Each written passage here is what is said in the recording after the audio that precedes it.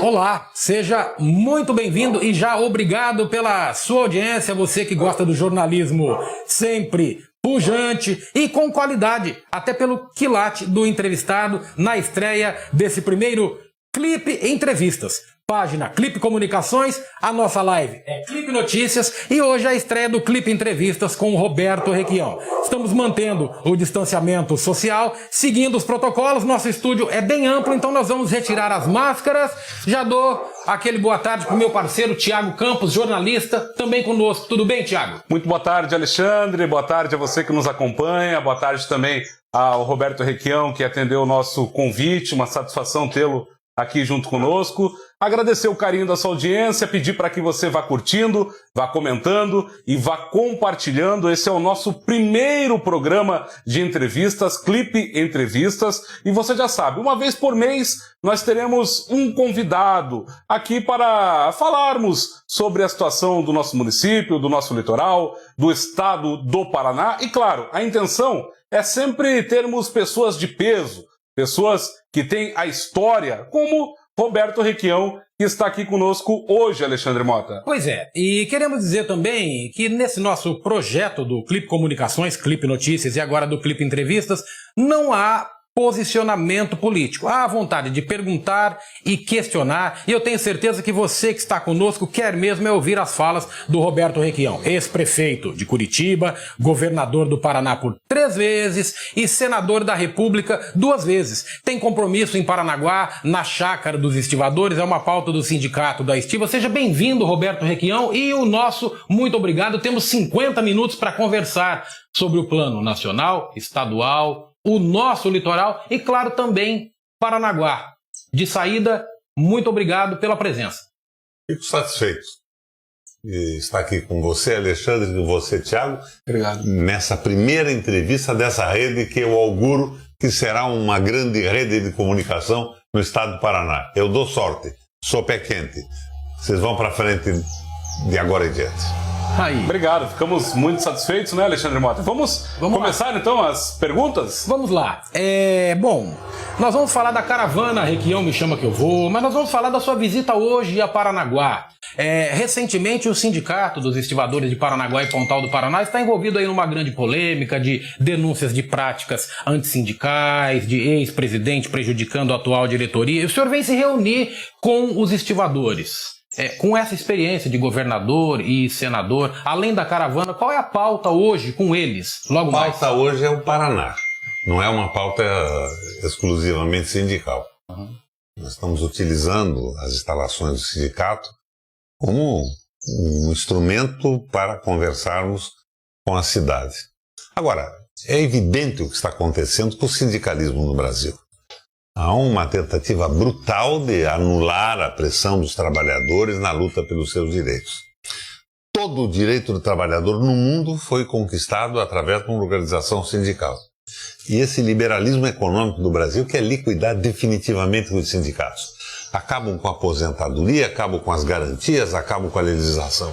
Isso é rigorosamente um absurdo, e mais do que um absurdo, é uma estupidez. Pra vocês terem ideia, o Biden, atual presidente dos Estados Unidos, ocupa a rede nacional de televisão americana para recomendar aos trabalhadores que se sindicalizem, para se colocarem com força em contraposição à exploração pretendida pelo liberalismo econômico, que pretende transformar todo trabalhador numa máquina, num objeto, para ser explorado enquanto puder funcionar muito bem e descartado como se fosse um objeto, uma máquina que deixou de ser utilizada. Isso não tem o menor cabimento. É o avanço do tal liberalismo econômico no mundo, que tem sido criticado fundamentalmente por um líder que me impressiona extremamente por suas atitudes. É o Francisco Bergoglio, o nosso Papa Francisco. Não é possível que o mundo se encaminhe para a eliminação da dignidade do trabalho e das pessoas da forma com que se encaminha hoje. Isso tem que acabar. O liberalismo econômico não deu certo e nós temos que devolver aos trabalhadores e às pessoas a dignidade. Essa é a luta geral que nos inserimos. Isso acontece no mundo e acontece no Brasil. Com o Temer, Ponte para o Futuro, Meirelles, Joaquim Levy, Paulo Guedes, essa loucura toda de colocar o capital acima das pessoas, como se as pessoas não tivessem direito algum e fossem, como disse inicialmente, máquinas que podem ser descartadas no momento em que não deem mais lucro para os donos do capital. Mas voltando a esse assunto, Roberto Requião, trazendo um pouquinho para a realidade de Paranaguá, o que está acontecendo aqui nós temos denúncias em que o ex-presidente do Sindicato dos Estivadores e hoje também secretário municipal do Trabalho e Assuntos Sindicais do município, que estaria envolvido em atos antissindicais. O senhor já teve conhecimento dessa situação, inclusive já se manifestou. Eu gostaria que o senhor analisasse como que isso pode estar acontecendo, por que está acontecendo, falta pulso de quem comanda o porto, de quem comanda a cidade, enfim, o que acontece nesse sentido? Nós não temos mais um porto de Paranaguá, nós temos um porto em Paranaguá. O terminal de contêiner foi vendido já pelo Lerner lá atrás para os americanos que venderam para os japoneses. Então o porto se transformou num instrumento para o capital faturar bem. E esqueceu da cidade. É o desprezo total pelos trabalhadores sindicalizados e o desprezo absoluto pela cidade de Paranaguá. Passou a ser um instrumento a serviço do capital. Manda mercadorias para fora, mas manda basicamente os grãos. Eu, no governo, tentei transformar o porto e, de certa forma, consegui num porto de multicargas. Não mais exclusivamente um porto graneleiro.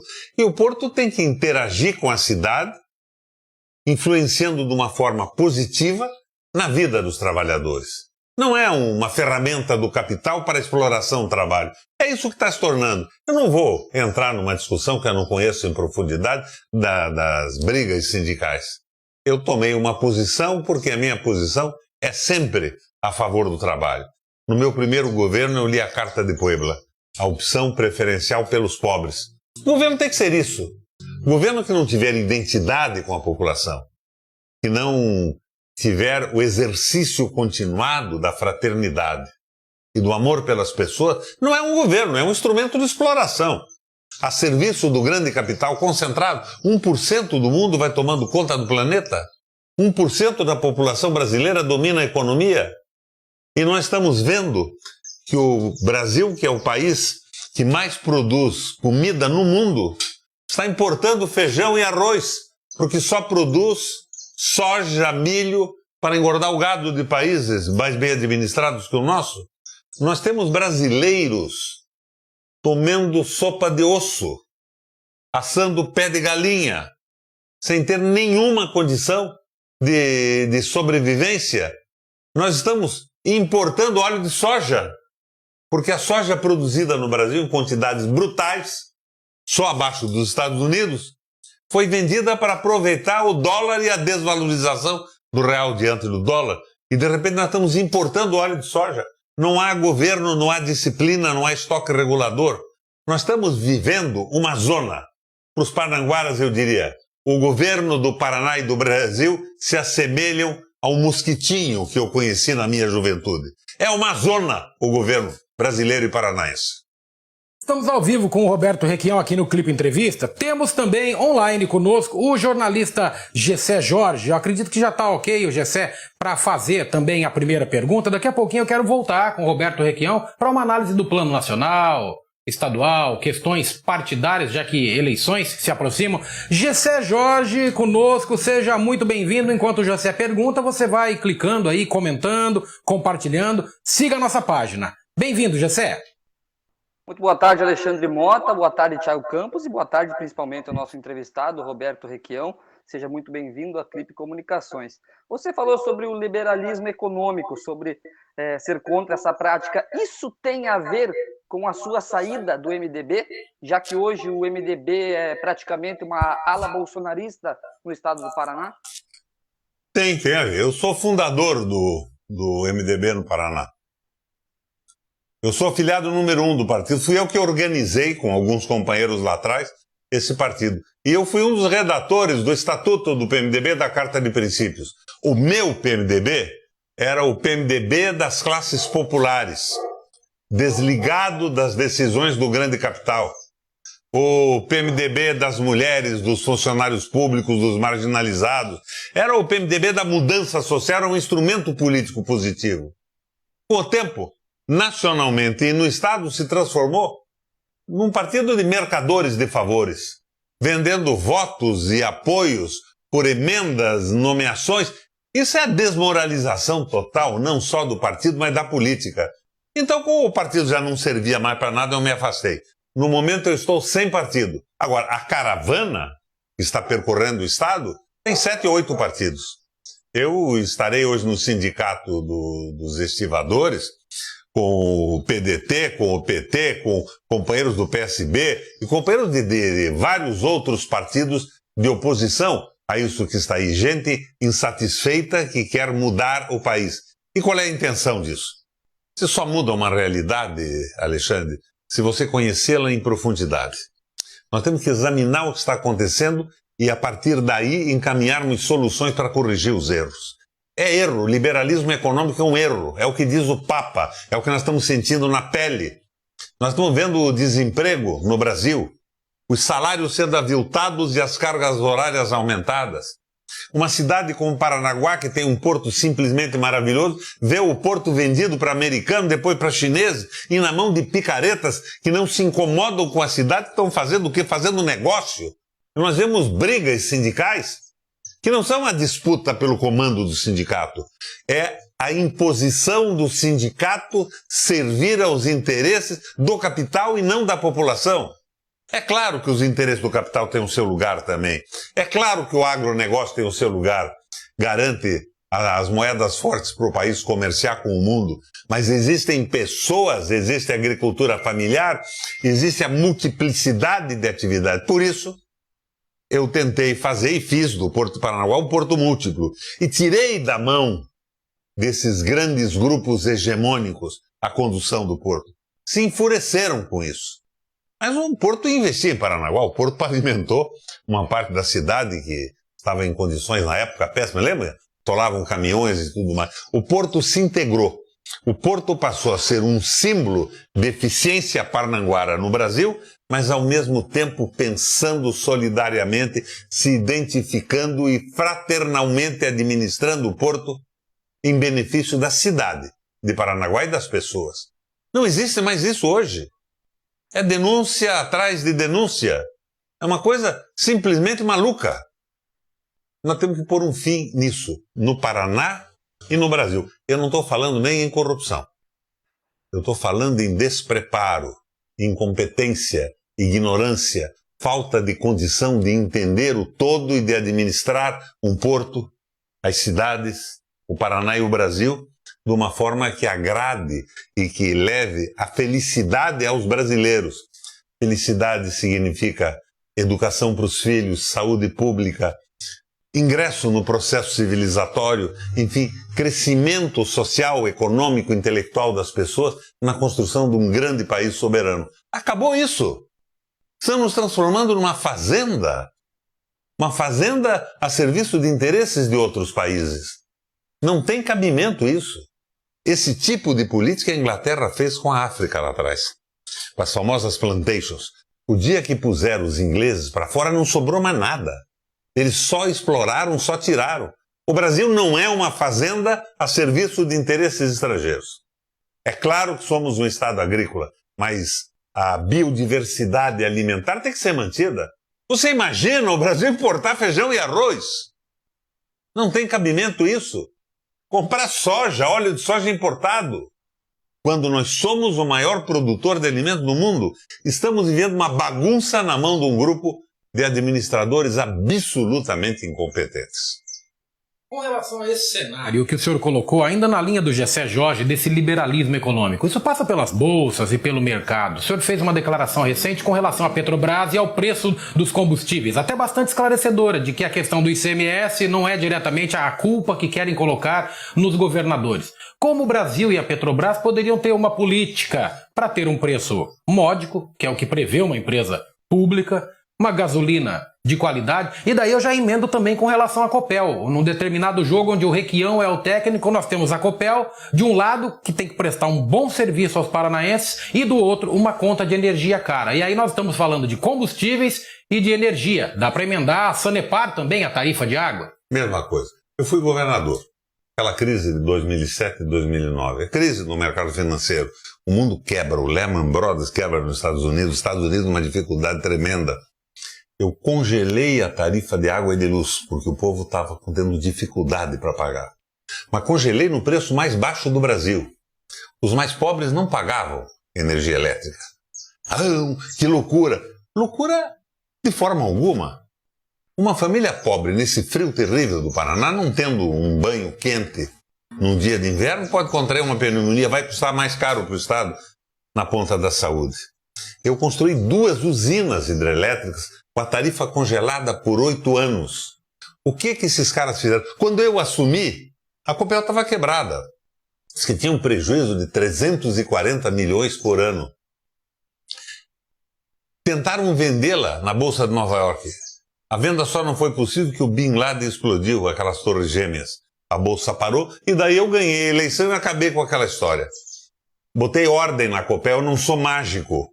Mas moralizei, tirei o superfaturamento, as picaretagens. E no primeiro ano, Tiago, eu tive um lucro de 1 bilhão e 300 milhões de reais.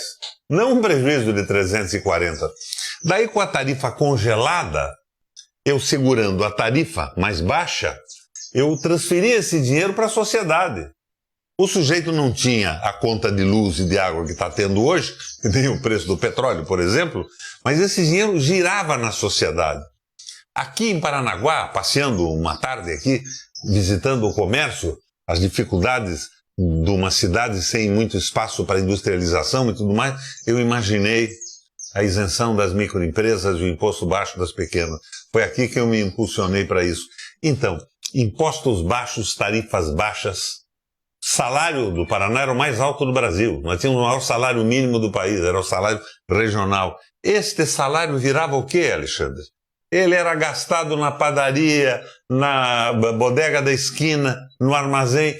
Pobre não guarda dinheiro no colchão nem põe em banco, ele precisa isso para viver. E esse dinheiro fazia circular a economia. É outro tipo de governo. O que estão fazendo hoje? Nós estamos com uma tarifa de energia elétrica brutalmente cara. O lucro da Copel é extraordinário. Transforma esse lucro em dividendos para os sócios privados. Quem é o sócio privado da Copel? É um cara da Arábia Saudita, de Dubai, da China, de Paris, de Nova York, que entrou num fundo de investimento e não sabe nem onde fica o Paraná. E ele está ganhando em cima de uma empresa que não investe para gerar lucros porque tem a tarifa alta e distribui isso que vai para fora do Brasil. Nem circula mais na nossa economia esse ganho de capital. Então não tem cabimento que uma empresa pública estratégica sequer tenha sócio privado. Ela tem que ter como sócios os brasileiros. Quem é que criou a Copel? Bento Munhoz da Rocha Neto em 54. Para quê? Para ter energia de qualidade distribuída pelo Estado e barata. Hoje o pessoal do Rato diz, a Copel não é uma empresa social. É uma empresa que trabalha para os seus acionistas. Posso dizer um palavrão aqui? Vão pra puta que pariu! A Copel é uma empresa estratégica que foi feita para dar energia barata para o Paraná, para a nossa indústria, para nossas famílias, para o crescimento da sociedade. Vale a mesma coisa para a Petrobras. Mas a Petrobras já tem hoje 64% de acionistas privados. Embora as ações ordinárias, que são as que têm direito a voto, sejam majoritariamente do Estado Nacional. Mas não tem cabimento. Nós tiramos o óleo da nossa terra e da nossa plataforma submarina. O óleo de terra firme e o óleo do pré-sal.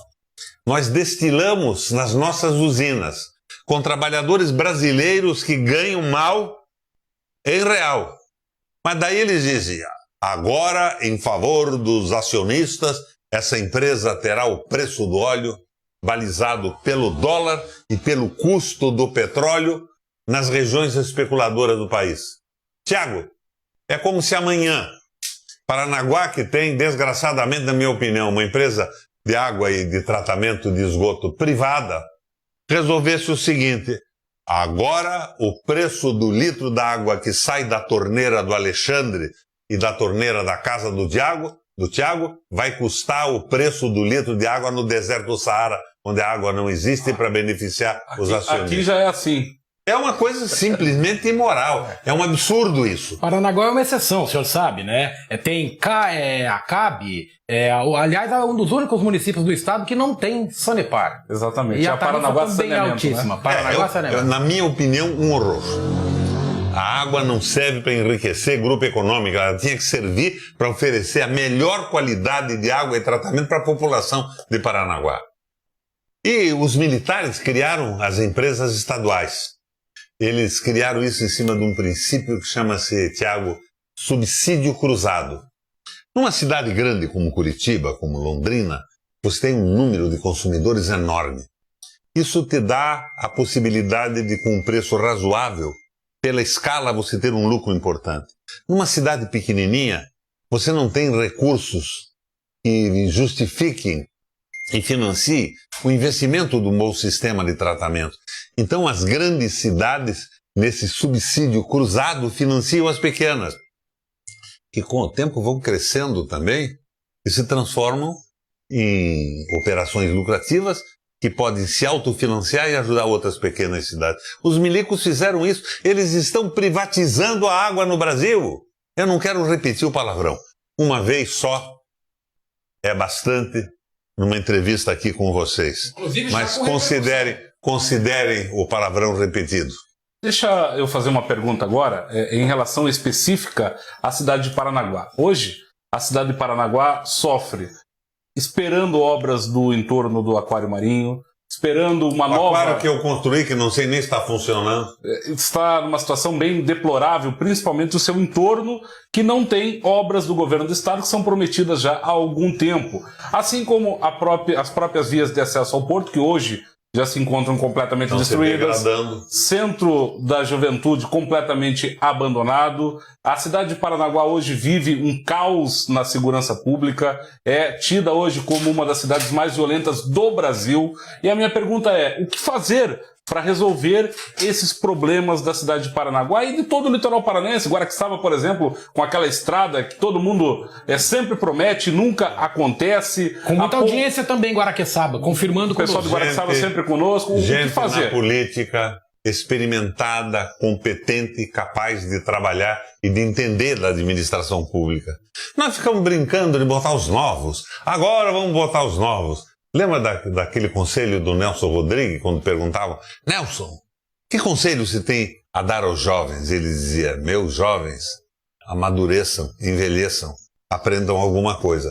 Eu eu acho que é isso. É claro que os jovens têm que entrar no processo político, mas tem que entrar no processo de formação. Não é por ser jovem que ele será um bom administrador. Ele será um bom administrador se tiver começado jovem, aprendido muita coisa e, fundamentalmente, se tiver identidade com a população, se tiver fraternidade no seu gesto, na maneira de se comportar, e se tiver amor pelo povo. Senão essa picaretagem, o cara entra para ganhar dinheiro. Você veja esse porto aí, é um escândalo atrás do outro. Como é que o porto de Paranaguá está na mão dos chineses hoje? Por quê? O porto de Paranaguá tinha que estimular a industrialização do Paraná e dessa região toda do sul do Brasil. Tinha que dar oportunidade aos pequenos. Eu, quando assumi o governo do estado, as grandes produtoras de grão mandavam no porto. Eu peguei o porto público, separei disso para que os pequenos produtores e plantadores pudessem exportar os seus produtos que não podiam, a não ser pela mão dos grandes. Tentei fazer uma modificação brutal. Qual foi o resultado disso? Ódio ao Requião. Imprensa paga batendo dia e noite em cima do tipo de administração pública que a gente fazia. Mas nós administramos para a cidade, para as pessoas, para o Paraná e para o Brasil.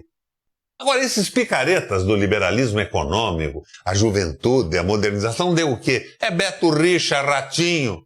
O Beto Richa já passou pela cadeia. Sabe que é isso que nós queremos no administrador público? Essa loucura pelo dinheiro, essa cobiça condenada pelo Papa e pela Igreja para acabar na cadeia? Não é possível que a gente continue nesse processo. Eu acho que a experiência foi dura, ela não deu certo. Pelo governo federal, Guedes, Bolsonaro. Conheço-se Bolsonaro. Eu era senador, ele andava lá pelos corredores do Congresso Nacional como deputado eleito pelas vilas militares. Ninguém falava com esse cara. A Globo transformou num herói do Brasil, num mito. Mito do quê? O cara tem uma cabeça curta. E esse desastre provavelmente vai tomar um novo rumo que o povo aprendeu e nas próximas eleições o Brasil vai voltar ao eixo. Ora, tem uma coisa, ladrão de dinheiro público na cadeia. Nenhuma leniência, nenhuma complacência com pilantra. Tem que ir para a cadeia. De esquerda, de direita, do centro, ladrão de dinheiro público é ladrão.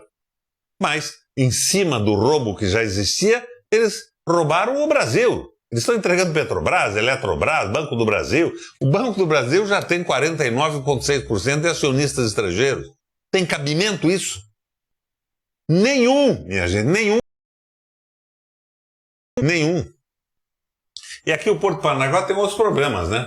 Tem lá o Porto de Pontal, Sim. que é da área do Porto de Paranaguá. Ele tem condições simplesmente únicas no país. Ele tem, na beira do cais provável, as águas mais profundas do Brasil. Natural, né? Navio de qualquer tonelagem.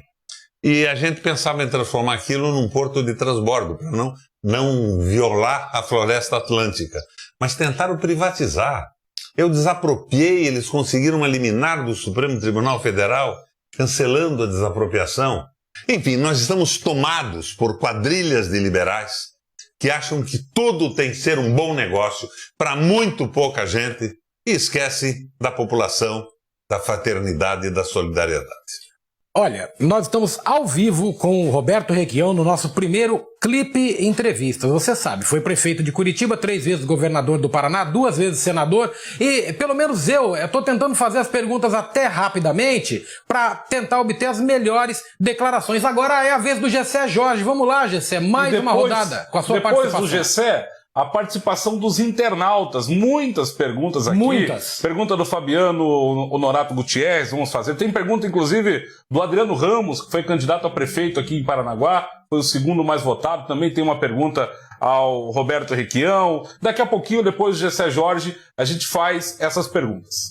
A minha pergunta é popular também, Thiago, porque meu WhatsApp aqui tá bombando de mensagens do povo de Guaratuba.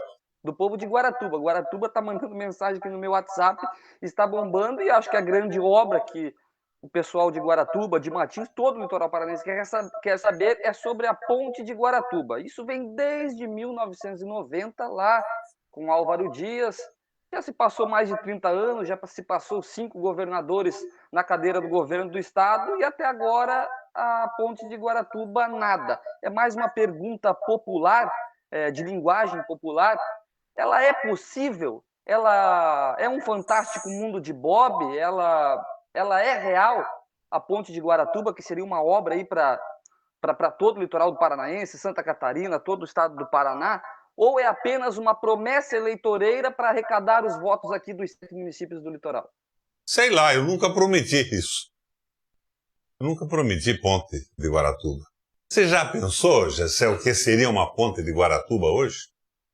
Desviaria todo o tráfego pesado de caminhões da estrada para Santa Catarina para dentro da cidade de Guaratuba, entrando por Caiobá. Destruiria completamente esse aspecto de cidade de repouso, de lazer, de turismo. Temos que pensar com muito cuidado nisso. E cá entre nós, não é uma pergunta popular, não. Não é uma pergunta popular. Eu acho que é uma pergunta de algumas pessoas que imaginam, não, nós chegaríamos mais rapidamente de Caiobá para Guaratuba e tal. O povo de Guaratuba estaria ferrado com uma ponte feita hoje, porque passaria a ser o espaço de trânsito brutal dos caminhões e dos transportes. Será que Guaratuba quer ser destruída por um transporte rodoviário por dentro da cidade? Temos que pensar bem nisso. Não sou contra uma ponte, mas tem que ser estudado com cuidado. Agora, é claro que todo picareta vai com a história da ponte e fica repetindo essa história nas rádios, nos jornais, nas televisões. O que eu fiz no litoral foi bem mais do que isso. Eu dei um jeito no Porto de Paranaguá. Eu botei universidade em Caiobá e Matinhos para fixar pessoas, fazer funcionar. Eu abri mercados, investimentos pesados em esgoto, abastecimento de água. A ponte é uma coisa jogada no ar para impressionar os otários. Temos que pensar na possibilidade da ponte, mas desde que ela não acabe com as cidades e a vida do povo. E ainda nessa linha, Requião, com relação ao estrutural de demais obras que se falam no litoral, a engorda da Praia de Matinhos, que agora tem um imbróglio, a estrada de Guaraqueçaba... A engorda da Praia de Matinhos eu deixei pronta quando saí do estado. Deixei para o Pessutti começar. Casapora do meu vice-governador era absolutamente inútil para o serviço, não aconteceu nada. A engorda não é um problema sério. Você mete uma draga lá e faz a praia aumentar, como estão fazendo agora em Camboriú. Mas vocês já viram o que está acontecendo em Camboriú? Mexeram no fundo do mar, várias espécies acabaram subindo, e a praia de Camboriú hoje está infestada por tubarões. Ou seja, impraticável para natação e para o lazer praiano. Então, são coisas complicadas. Agora, é possível. Eu tinha montado isso pronto. O famoso Pessutão, chamam de Arabu, né? Não sei por que Arabu, devia ser Urubu, né? Ele parou tudo e fez um governo clientelista em cima de um governo técnico eficiente, como o governo que eu tinha feito. Vamos às perguntas, então. Muita gente participando aqui. Perguntas. Deixa eu dar uma passadinha aqui. O Zezé José Carlos, o Evandro Luque, a Rosângela Vizentim, o Thiago Batista, o Leandro Mendes, o Marcos Velha, a Silvana Escrimin, o Rafa Assad, deixa eu ver quem mais por aqui. O Fabiano Honorato Gutierrez faz a seguinte pergunta. Deixa eu trazer aqui a pergunta do Fabiano, que é um trabalhador portuário avulso, e ele pergunta: o senhor, voltando a ser governador, vai dar as mãos de obras aos TPAs, como foi no passado, em seu governo, com o Sindicato do Bloco e dos Arrumadores? É a pergunta do Fabiano Honorato Gutierrez. Por que seria diferente agora? Eu, como governador, serei o que eu fui, com mais experiência e mais eficiência. Agora, acima de tudo, com uma posição. Eu sou governador do Paraná a favor dos paranaenses, não a favor dos chineses, do aviltamento da mão de obra, da supressão dos direitos. O Fabiano me conhece.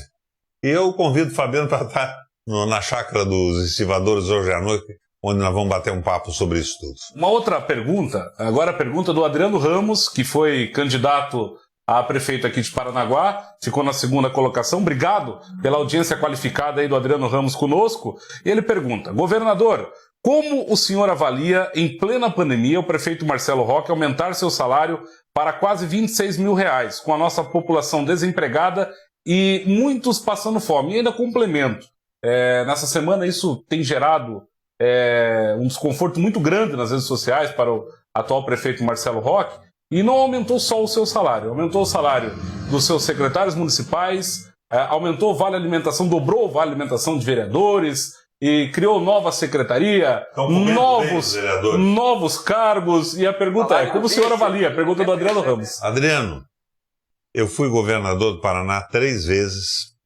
eu fui senador 2 vezes, eu fui deputado estadual e prefeito da capital do estado, que é Curitiba. Posteriormente, eu fui presidente do Mercosul, do Parlasul, do Parlatino, o Parlasul em Montevidéu, o Parlatino no Panamá. E nos últimos anos eu fui presidente do Parlamento Europeu Latino-Americano, com sede em Bruxelas. Eu hoje estou aposentado. A minha aposentadoria é exatamente hoje R$ 3.072 pelo INSS. Nunca entrei nesse jogo de favorecimentos corporativos que eu achava rigorosamente imorais. É um erro do Marcelo Roque, num momento de dificuldade, de pobreza, do povo comendo sopa de osso e assando pé de galinha, viabilizar um aumento salarial desnecessário. Quanto é que ganhava antes o prefeito? Ganhava R$15 mil. R$15 mil. Não tá bom, Marcelo? Aumentou em 64%. No momento em que a população está comendo sopa de osso, não estaria bom você fazer a sua parte, trabalhar para burro, com garra, com a energia que eu via no seu pai, no velho Roque, na época que eu fui governador, sem se preocupar com aumentos salariais, simplesmente agressivos diante da miséria da população? Para disso, Roque. Levantou bem, Adriano. Falta solidariedade, identidade com o povo, amor pela população e fraternidade nesta gente. Eu acho interessante que você tenha levantado isso. Vamos ver se o prefeito acorda para a bobagem que está fazendo. Estamos ao vivo com Roberto Requião aqui no Clipe Entrevista. Eu vou pedir uma análise do panorama nacional. O senhor mencionou Jair Bolsonaro, o atual presidente, que tinha muitos votos no Paraná e agora tem pouco mais de 20%. Quanto? Pouco mais de 20%, de acordo com as pesquisas. Eu não vi essa pesquisa, não. Pouco mais. É muito, hein? A conversa sobre a introdução de uma terceira via com o presidente Lula, o senhor tem mostrado inclinação a esse lado de esquerda progressista. É o que foi sua prática e seu discurso. Foi o meu governo, os meus 3 governos. Eu governo para os necessitados, para os mais pobres, para os nossos empresários. Você lembra que quando as multinacionais me pressionavam pedindo favores especiais, eu dizia, no governo do Paraná, nenhuma empresa estrangeira terá um benefício que não seja dado igualmente para uma empresa paranaense e brasileira. Você sabe que hoje, nesse governo do rato, eles abriram mão de 17 bilhões de reais de impostos cobrados dessas multinacionais, que são monopolistas nos seus setores, mas não dão um aumento para um professor, não dão um benefício para uma microempresa que não cobrava imposto de micro, estão cobrando absurdos na tarifa de água, de energia elétrica. É uma loucura, esse pessoal não está servindo a população. É uma burrice profunda o que eles estão fazendo. Mas isso temos que entender em profundidade e acabar. É o que eu vim fazer aqui. Vamos à noite conversar nas soluções que nós podemos dar a esse problema. Requião, com relação ao Estado, ao governo do Estado, passou Beto Richa 2 mandatos, temos Ratinho Júnior. Beto Richa passou pela cadeia. Também. Temos essa sequência de governadores. E agora temos o Roberto Requião, que tem experiência, disse tanto da experiência. Há uma caravana, estamos há praticamente a 1 ano das eleições e perto da definição da filiação partidária. Quem olha o jogo diz que o senhor está cada vez mais próximo do PT, mas há vários partidos na caravana. Qual é a tendência de filiação do Roberto Requião, que é, sabidamente, pré-candidato ao governo do Estado? Eu tenho um acordo, tenho convite do PT, do PDT, do PSB, e todos eles me procuraram para dizer que estarão apoiando o nosso programa de governo, que é o que eu fiz, melhorado, com ideias, inclusive, desses grupos que vêm conosco hoje, independente do partido que eu me filie. E essa filiação será feita em conjunto com as forças políticas que querem a mudança no Paraná. Os partidos hoje no Brasil não são mais aquela maravilha, né? O PT tem por partes da sociedade uma rejeição muito grande que foi provocada pela falsidade do Sérgio Moro, pela vigarice do Dallagnol, aquela gente toda que se valeu da criminalidade que atravessava de A a Z a política brasileira, não para combatê-la, mas para combater o nacionalismo, para combater os direitos do trabalhador, para entregar o nosso país aos interesses geopolíticos dos Estados Unidos e do mercado comum europeu. Nada a favor do Brasil. Você veja se Sérgio Moro foi ser ministro do Bolsonaro. O Deltan hoje renunciou ao Ministério Público porque tem 52 ações administrativas contra ele. Anunciou a sua candidatura. Renunciou para não ir para a cadeia, para não ser condenado. Mas ele não percebeu que a lei da ficha limpa diz que o sujeito que renunciar, tendo em tramitação no órgão ações contra ele, não pode ser candidato a nada por 8 anos. Eles tiveram na mão uma oportunidade de agir com seriedade a favor do Brasil e agiram contra o Brasil, contra o trabalhador. Venda da Petrobras, é o preço do petróleo.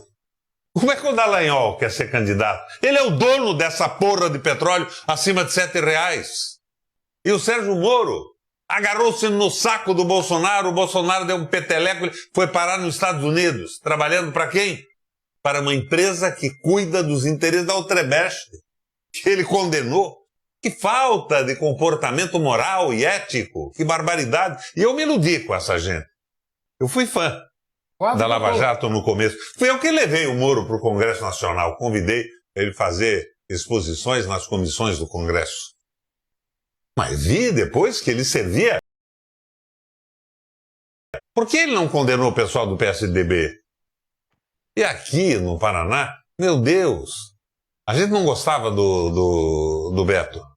Mas o Rato é 10 vezes pior do que o Beto. O governo do Rato é uma desgraça. Ele não sabe o que está fazendo lá. Estava em Dubai agora, gastando 6 milhões de reais com um grupo de 60 e poucas pessoas. Isso é muito pior, o Adriano, do que o salário do prefeito aqui.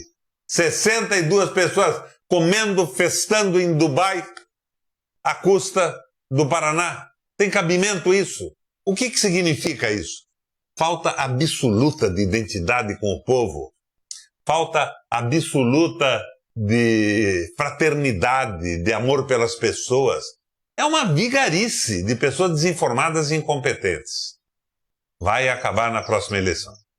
O senhor faz críticas ao Moro, a toda a operação, a forma... Eu faço crítica até a mim mesmo. Eu sou um sujeito que acho que a crítica é fundamental. Os nossos erros têm que ser conhecidos para não serem repetidos. Certo, mas a minha pergunta em relação a tudo isso, erros podem ter acontecido nas questões processuais, principalmente, foi o que o senhor colocou. Ali não era erro, era banditismo. Sim, mas a minha pergunta em relação ao presidente da República, ao ex-presidente da República, Luiz Inácio Lula da Silva. O senhor acha que ele é inocente nessa história toda? O senhor acha que ele não tem culpa? O senhor acha que ele não mexeu naquilo que não devia? Qual é a sua avaliação sobre isso? Eu fui senador e o PT mandava no Brasil. Eu apoiei todas as medidas a favor dos trabalhadores e me opus sistematicamente à política do Meirelles, do Joaquim Levy e do Nelson Barbosa. Nunca concordei com a política econômica. Eu acho que o Lula, como todo mundo, cometeu erros e acertos. Agora, o Lula tem identidade com a população. O Lula saiu lá de Garanhuns num caminhão de boia fria, 9 dias para vir até São Paulo, foi aluno do curso de formação dos trabalhadores, virou torneiro mecânico, perdeu um dedo, sofreu o sofrimento da vida. O Lula tem identidade, ele sabe o que é. Eu, por exemplo, hoje eu vejo o PT dizendo, não, vamos botar comida na mão do povo, almoço, jantar e café da manhã. Eu acho pouco. Nós temos que tirar o Brasil da mão dos banqueiros, do capital financeiro. Nós temos que valorizar empresas brasileiras, empregos no Brasil. Nós temos que ter os nossos portos não a serviço dos grandes negócios do mundo, mas a serviço dos negócios que beneficiem a população dos estados onde estão e do Brasil inteiro. Nós temos que acabar com o domínio do capital. Você lê muito a Bíblia? Sim. Ou nunca se preocupou em pegar o volume grosso? Não se pode servir a dois senhores, a Deus e a Mamon. Mamon é uma palavra que em hebraico quer dizer dinheiro. Não é nem outro Deus, nem outro diabo. É dinheiro. Não se pode servir a Deus e ao dinheiro. Não se pode servir aos milionários do mundo, que são 1%, e à população. E como é que isso acontece na prática? Eu estou aqui, nessa espécie de garagem, batendo um papo com vocês dois. Eu não estou na Rede Globo. Ela não tem nada a ver comigo. Ela não me convidaria para bater um papo. Eu fui governador 3 vezes e vocês vão procurar entrevistas minhas na Globo. Eles só falavam em mim para falar mal. Eles têm um outro lado. O nosso lado é o lado da solidariedade do povo. Eu diria a você que é o lado cristão da sociedade, do ponto de vista dos avanços que o cristianismo viabilizou em termos de solidariedade, de identidade dos governos com o povo no mundo. O Moro não é presidente da República. O Moro é o animador do picadeiro desse circo em que transformaram o Brasil. Em que só pensam em entregar o país aos negócios dos grandes grupos econômicos. Entregar água, luz, eletricidade, bancos e tudo mais. O Moro é o animador do picadeiro. Atrás dele tem o Guedes, que não é um economista, é um serviçal do capital financeiro. Nós temos que colocar o Brasil na mão dos brasileiros novamente. Para hostilizar o mundo? Não. Política tem que ser de paz. Mas nós temos que ter um projeto claro de desenvolvimento para que sejamos respeitados pelos outros países e respeitemos também a eles. China tem 1,5 bilhão de habitantes, tem dificuldades de alimentação. Os Estados Unidos estão numa crise danada.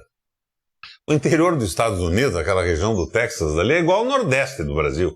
A miséria é absoluta. As pessoas morando na rua, barracas, dificuldade de se alimentar e tudo mais. Então, é claro que a solidariedade pode consertar o planeta Terra, mas o país tem que ter um projeto e ser o dono firme da sua soberania. Senão, o que somos?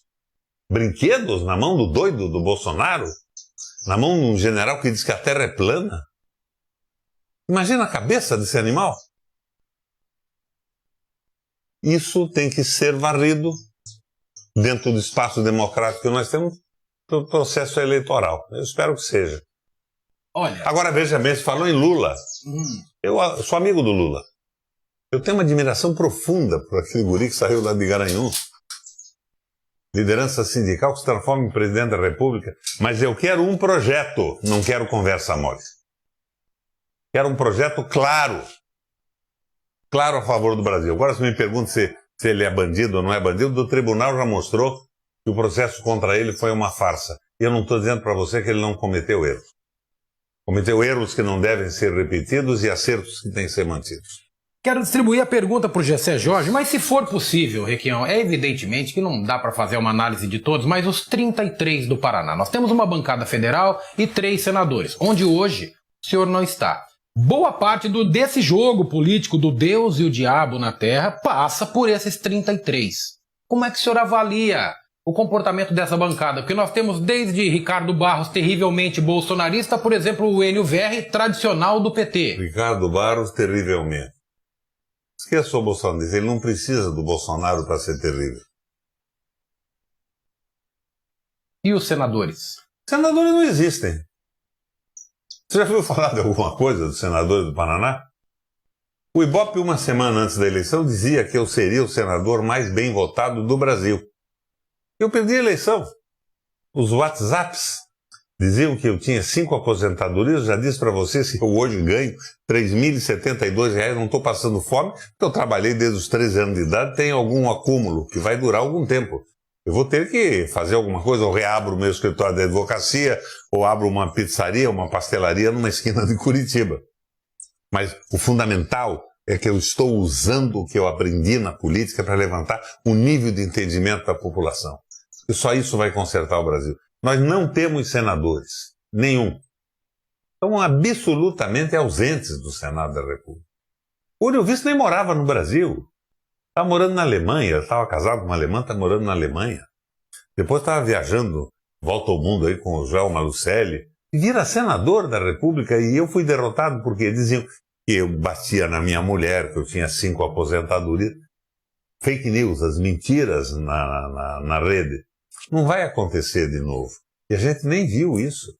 Me disseram que eles compraram 5 ou 10 mil chips de telefone para espalhar o WhatsApp. Era um jogo do rato da candidatura dele. Ganharam a eleição, mas não servem rigorosa e absolutamente para nada. Se ouve falar em senador brasileiro? Portanto, não existe. Eu sacudi aquele Senado da República. A minha voz era escutada da tribuna do Senado no Brasil inteiro. Projetos bons, sempre a favor da democracia, da moralidade pública, contenção dos abusos dos agentes públicos, a lei de abuso do poder por parte de agentes públicos. Eu mexi no Senado da República de uma forma consistente e assumi cargos internacionais a partir do meu comportamento. Não sei, eu fui presidente do Parlamento Europeu Latino-Americano, 45 países. Então, eu cumpri um papel e acho que tenho muita coisa para fazer ainda, porque aprendi muita coisa que quero usar em favor do Paraná. Requião, a lucidez parece inabalada. Como é que está a saúde de um político experiente de 80 anos de idade? 80 anos de idade? O que é isso, rapaz? Experiência? Eu fiz um check-up nos Estados Unidos e depois fiz em Bruxelas, onde era a sede do Parlamento Europeu Latino-Americano. Aquelas máquinas incríveis. Eu queria saber o que eu posso fazer. Nós temos um período curto na Terra de vida. Eu quero saber que perspectiva vocês me dão. Eles me disseram, Requião, você limite o seu trabalho útil, a sua vida útil, depois você pode se aposentar, mas limite aos próximos 40 anos. Eu estou aqui com 80 anos e corpinho de 44. Com agenda em Paranaguá, logo mais no Sindicato dos Estivadores. Exatamente. Vamos passar para o Gessé Jorge fazer Vamos lá, Gessé, para a nossa última rodada. A última pergunta do Gessé, e depois a gente volta aqui para um bate-bola, né, Alexandre Mota? Vamos fazer aquele bate-bola. Bate-pronto. Vamos lá, Gessé?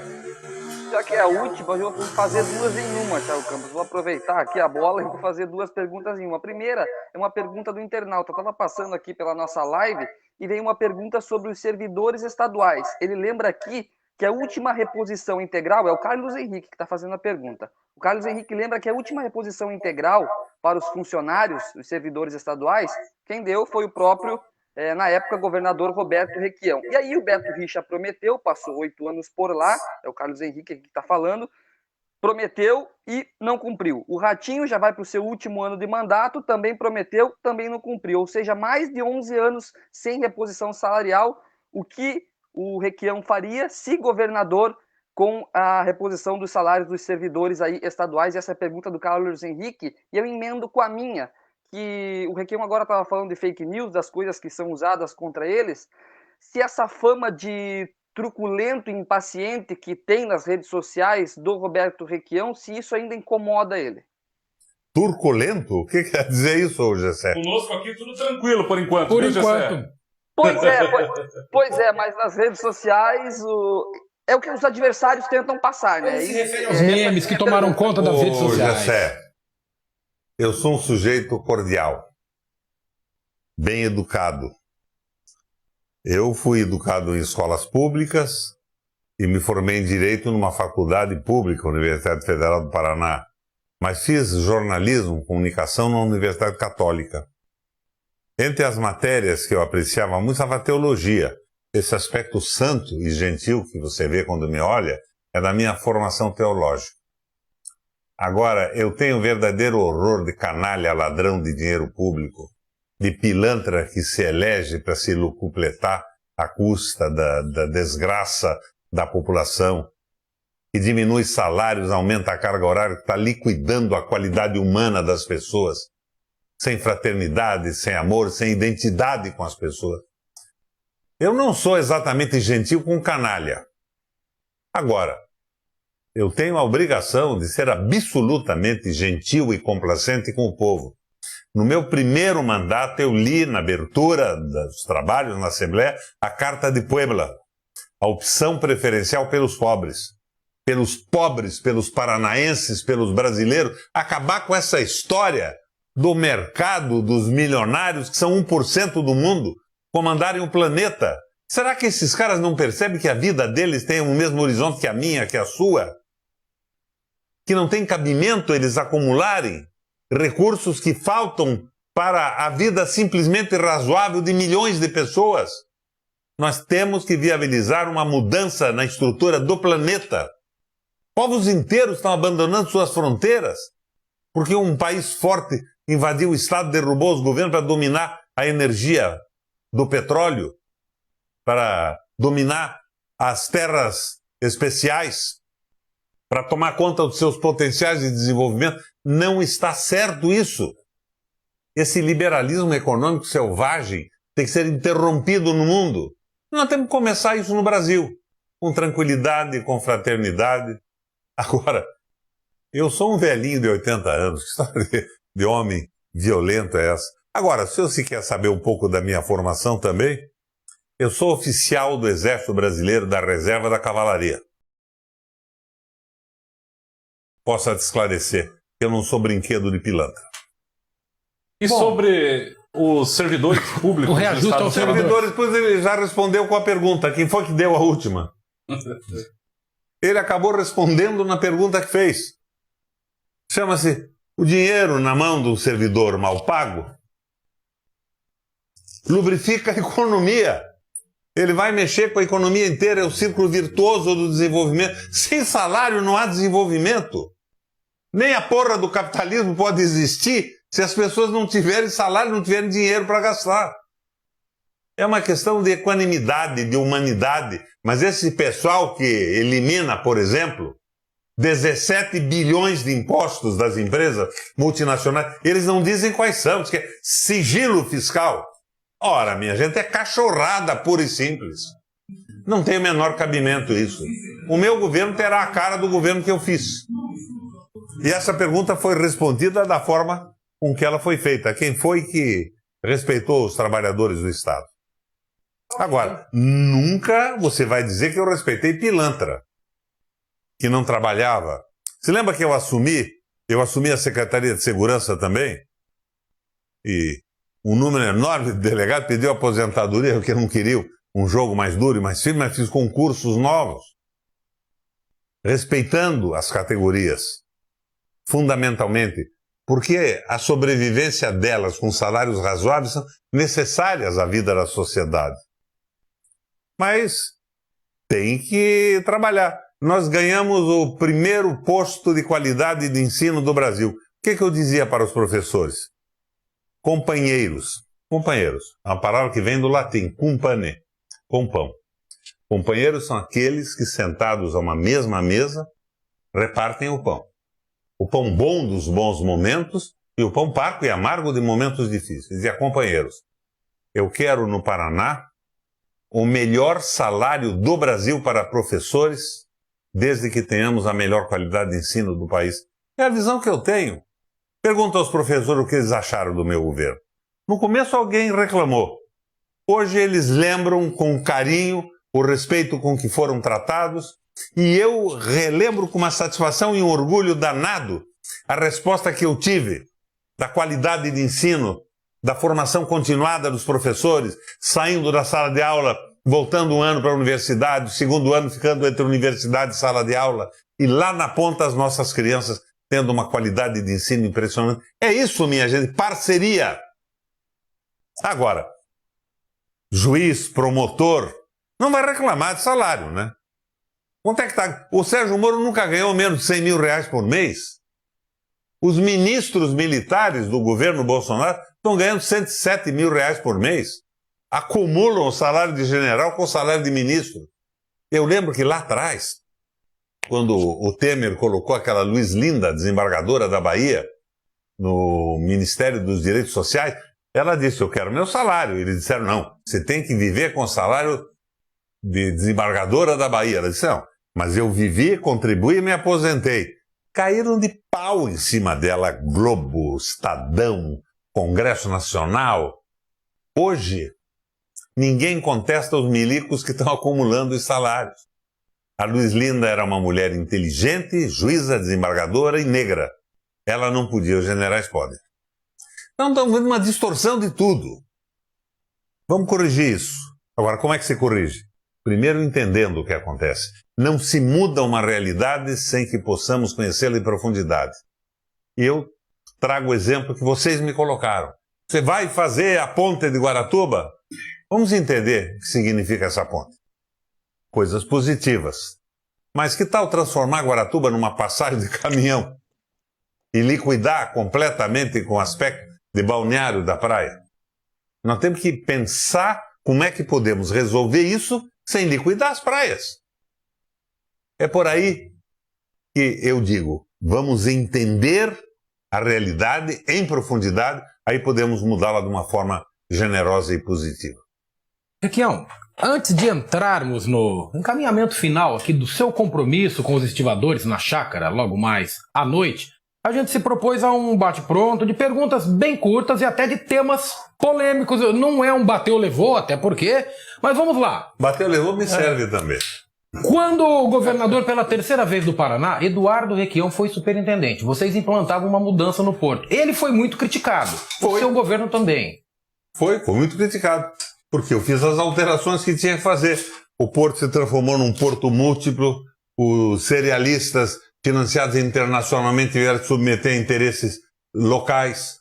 Aquele pátio de caminhoneiros que era um prostíbulo acabou, muita gente ficou irritada. O porto se transformou no melhor porto do Brasil rapidamente. A canalha toda gritou, grita ainda hoje. Thiago Campos. Vamos então a perguntas bem rápidas. Aproveitando essa... Já está demorando. Essa experiência... Está demorando, né? Na introdução. A gente tem que aproveitar essa experiência. Um político estimado por Roberto Requião? Tem muitos. No Brasil, Getúlio Vargas. Que tal? E um vivo? Hã? Contemporâneo? Político contemporâneo? Isso. Não sei não, hein? Que tenha seu respeito, Roberto Requião. Não, meu respeito tem todos que sejam sérios e que tenham identidade com a população e trabalhem pelo Brasil.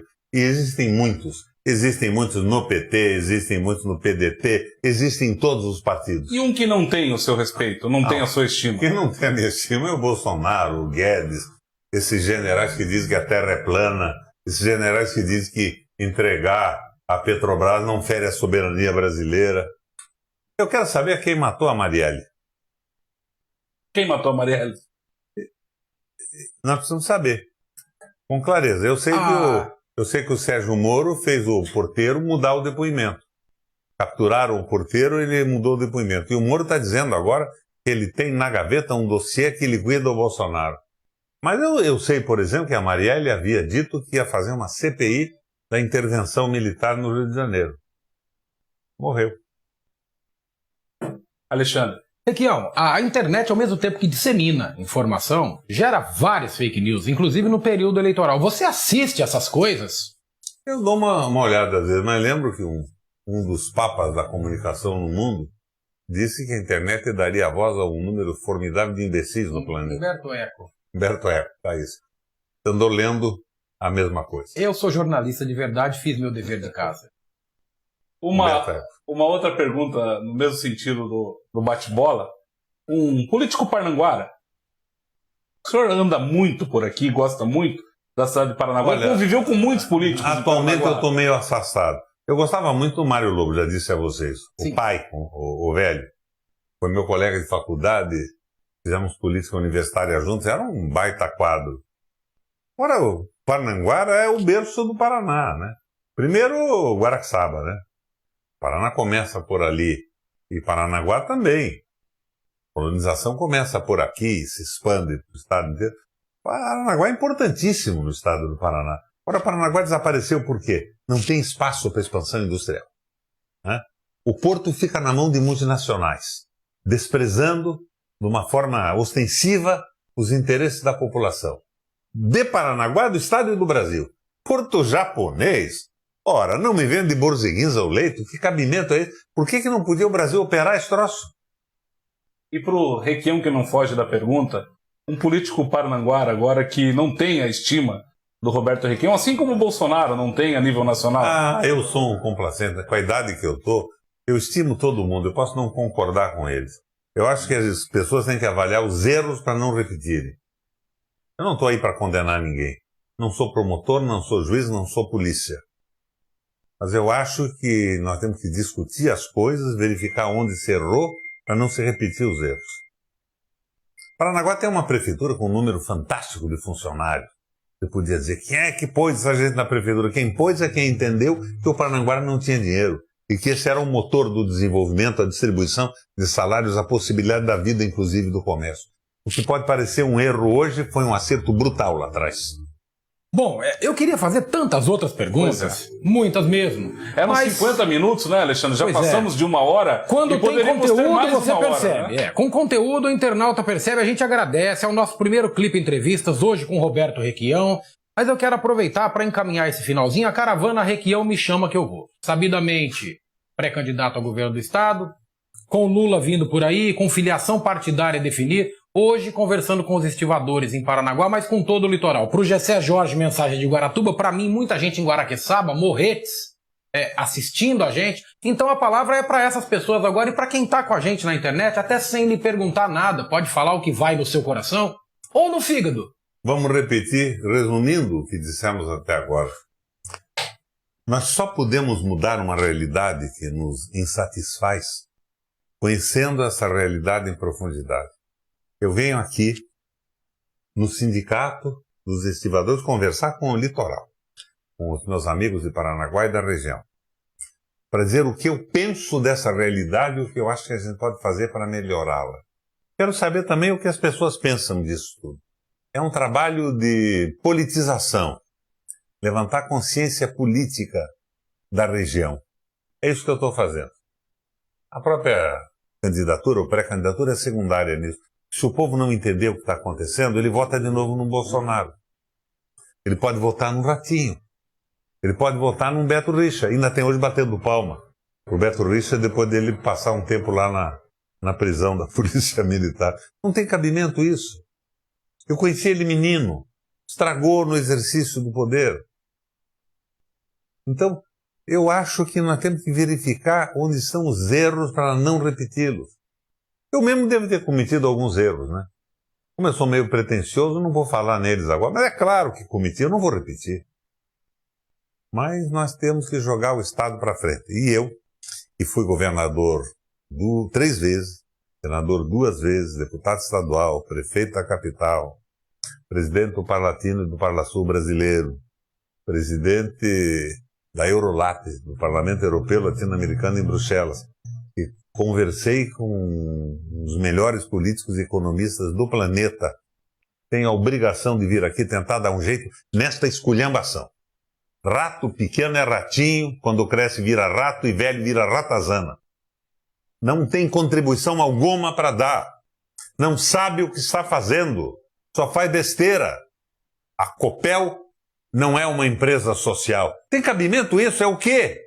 Fundada pelo Bento Munhoz da Rocha para dar eletricidade para o povo, se transforma num instrumento de sangria da nossa economia para mandar dinheiro para fora do país? O que tem na cabeça desse rato? O cérebro dele é medíocre para um rato, no que se refere a um entendimento do que significa uma empresa pública. É isso, estou nessa luta. E como tem, segundo o pessoal lá de Bruxelas, aquelas máquinas enormes, mais 40 anos de vida útil, vou à luta e depois me aposento e vou jogar bocha numa praia dessa com os velhinhos. Completando esse currículo extenso, é o primeiro entrevistado do Clipe Comunicações, Clipe Notícias, é o nosso Clipe Entrevistas. Thiago Campos. A gente agradece mais uma vez, Roberto Requião. Obrigado, Requião. Valeu, gente. Valeu. Esteve conosco também o repórter Gessé Jorge e você mandando suas mensagens. Obrigado pelas perguntas, pelas colocações. É claro que não conseguimos fazer todas. Na segunda-feira tem Clipe Notícias. Agradecer a participação de todos, nos desculparmos, né? Porque o conteúdo aqui era muito grande. E o tempo, né, gente? O tempo E podia ter mais. Não conseguiu registrar e fazer todas as perguntas ao Roberto Requião. Segunda-feira, encontro marcado no Clipe Notícias, você é o nosso convidado. Obrigado pelo carinho, vai curtindo, continua comentando e compartilhe essa live para que ela possa chegar a mais pessoas na internet. Muito obrigado, fiquem todos com Deus. Clipe Notícias, a notícia como você nunca viu.